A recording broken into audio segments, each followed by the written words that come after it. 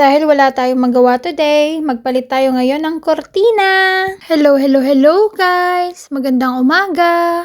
Ako nga po pala si Jurima, living here in South Africa. At dahil nga po makaluma pa yung aming kortina dito sa bahay, so naisipan namin na palitan siya, yung bilog na, para madali na lang siyang ikabit. So para makabitan ko siya nung stick na pang bilog na kortina, so kailangan kong alasin yung dati niyang pinagkakabitan. And ikabit itong bakal na pang bilog.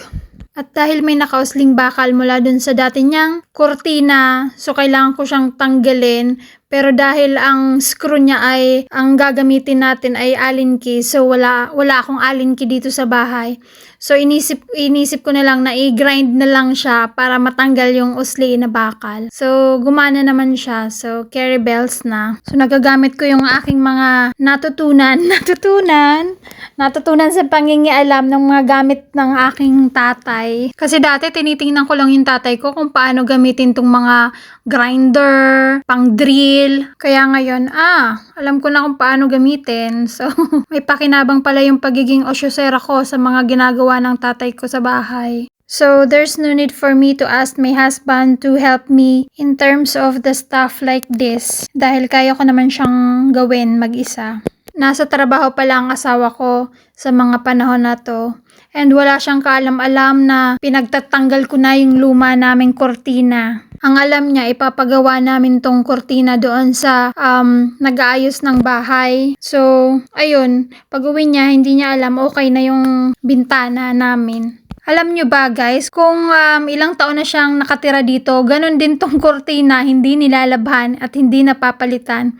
So naisip ko na ngayon, this time, tanggalin and paltan na para maiba naman. Nako, dyan pa lang guys, sa tinatanggal ko na yan na kahoy, ang bigat na, lalo na doon sa sala.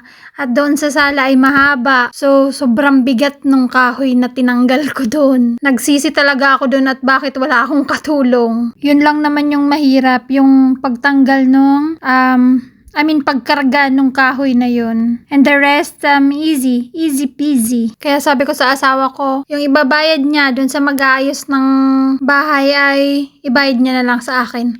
Ako na ang mag-aayos. Charot! Kidding aside, mas mainam na yung may alam ka sa gawaing bahay kaysa yung hihilata ka na lang at maghihintay ng grasya galing sa asawa mo. Sana all. So anyway guys, tapos na ako dyan.